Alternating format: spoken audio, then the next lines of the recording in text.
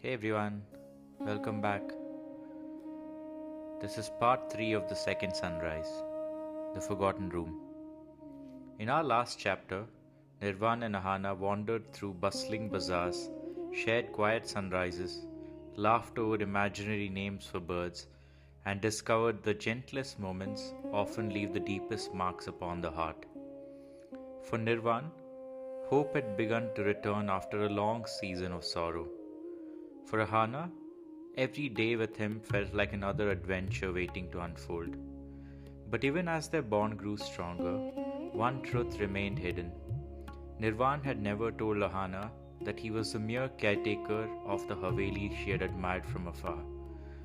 Nor had he confessed that many years ago he had loved the woman who owned it. Some secrets wait patiently, some houses remember, and some doors remain closed until the day they choose to open. Today, those doors will finally be unlocked. Beyond them lies an ancient room forgotten by time, and a mystery that neither of them could ever have imagined. So settle in once more. Let the sandstone walls, whispering curtains, and the first light of Rajasthan carry you back into the story. This is the second sunrise. The next morning began like every other. Before dawn, Nirvaan unlocked the great teak gates. He swept the front courtyard, watered the jasmines, fed the pigeons that descended from the rooftops with the certainty of old friends. The haveli slowly stirred awake around him. A cook argued with an apprentice over cardamom. Someone chased a stubborn old goat through the rear courtyard. An elderly uncle complained that tea had become weaker every year since 1989. Life moved exactly as it always had. Yet, Nirvaan found himself distracted. Because by noon, the haveli would be empty. Almost everyone in the household had been invited to a wedding in a neighboring town. The owners, the servants, and the musicians.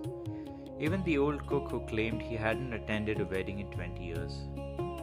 Only Nirvaan had been chosen to stay behind. Someone has to watch the house, the steward had said. And it wasn't unusual. Caretakers usually stayed behind. Everyone else celebrated. By midday, the last carriage rolled out through the gates. Voices faded, dust settled, and silence returned once again. The haveli exhaled. For the first time in many years, it belonged to no one again. A little later, Ahaana appeared outside the gate carrying a cloth bundle. "I brought lunch," she said. Nirvaan raised an eyebrow. "For me?" "For us," she held up the bundle proudly. "I made bajra rotis." "You cooked," he exclaimed. I attempted to cook, and there's a difference." He laughed and said, "Should I be worried?" She giggled at him. "You'll survive, I hope." She looked past him through the half-open gate. "So, is this the famous haveli?" "It is." "And today?" "It's empty." She smiled like a child being handed the key to a treasure chest. "Then what are we waiting for?" The great doors opened slowly. Sunlight spilled across the entrance hall, and for a moment, neither of them spoke. Even empty, the haveli possessed an extraordinary dignity. The marble floor reflected colored light filtering through the stained glass windows. Old portraits watched from gilded frames. Wooden balconies wrapped around open courtyards like folded arms. Every sound echoed softly. Their footsteps became whispers. Ahaana spun once in the middle of the courtyard. "I've walked past this place my whole life, and I've never really seen it like today." Nirvaan smiled and replied, "Neither have I." She looked at him in disbelief. "You've been here for 8 years." "I know the courtyards, the kitchens, the gardens.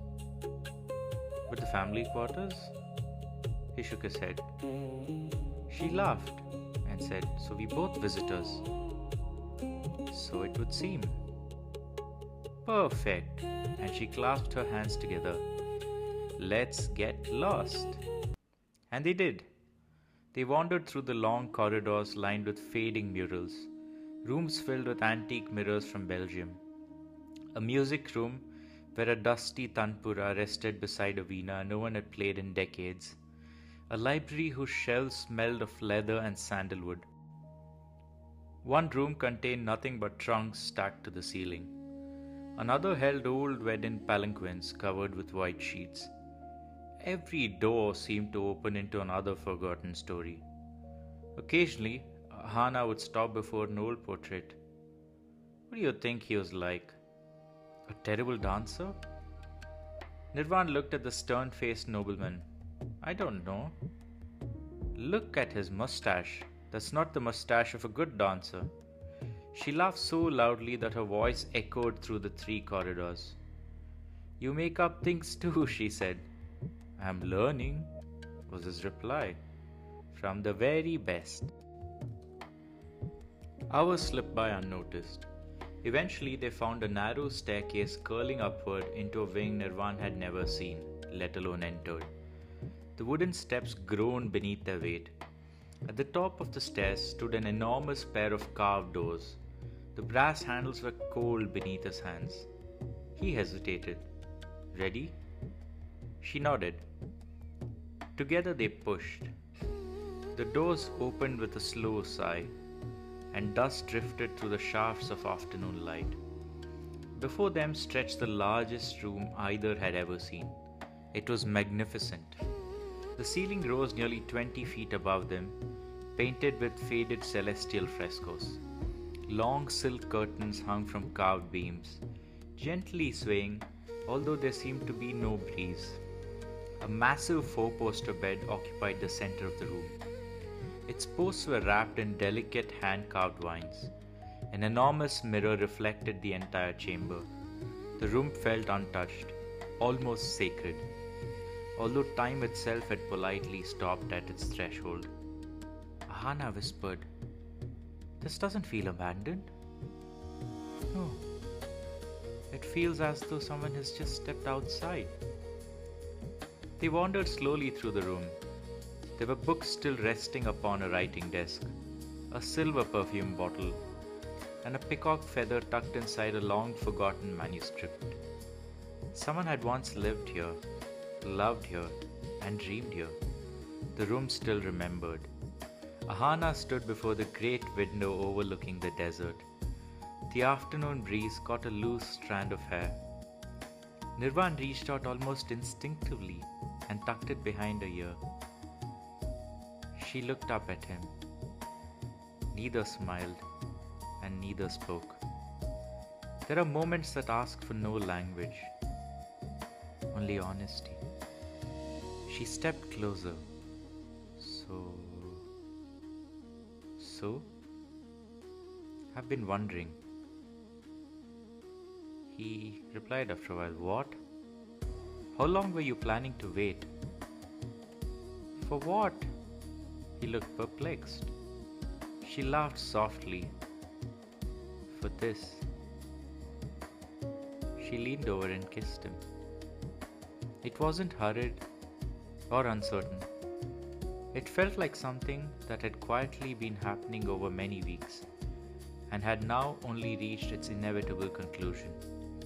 When they finally drew apart, both of them laughed. Not because anything was funny, because joy sometimes has no other language. They sat together on the edge of the great bed, talking as the afternoon light slowly shifted across the room.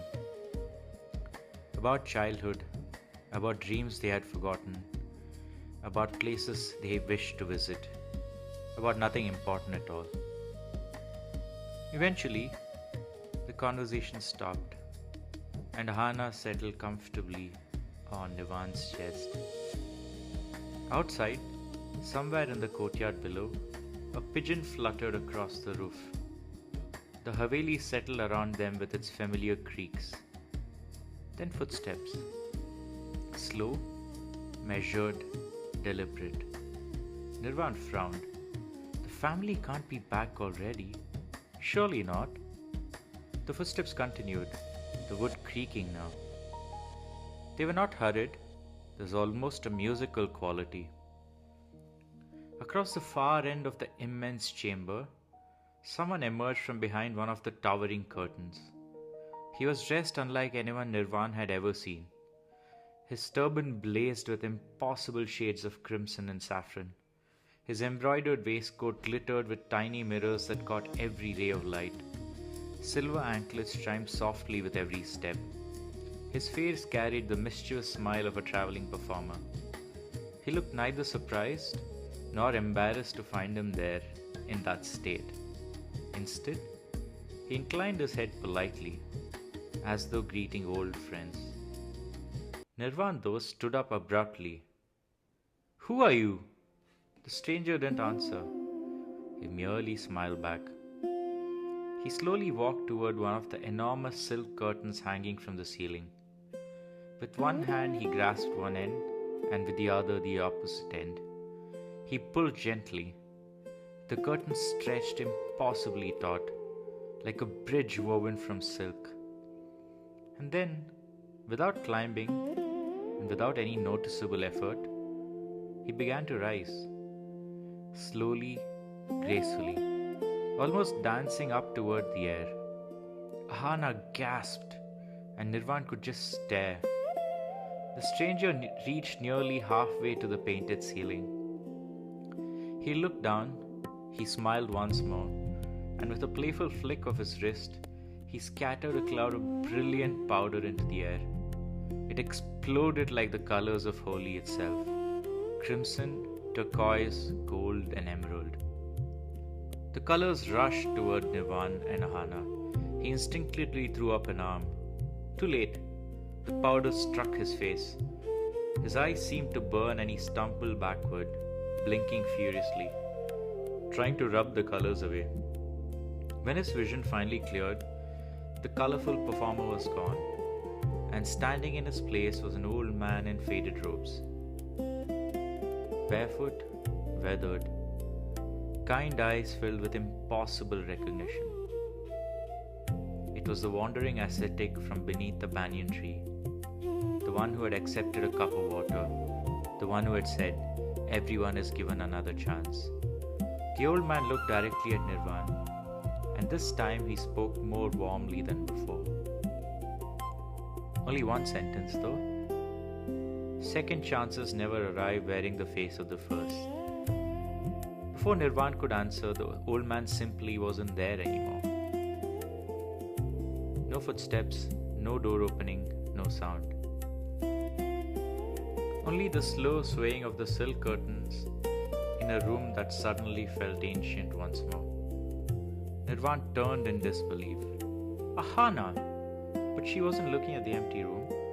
She was looking toward the corridor beyond the open doors. Voices, many, many voices. Laughter, children, servants, the unmistakable rumble of returning carriages. The family had come home early. Ahaana looked at him, then toward the hallway, and then back again. "Oh," she whispered, "this should be interesting."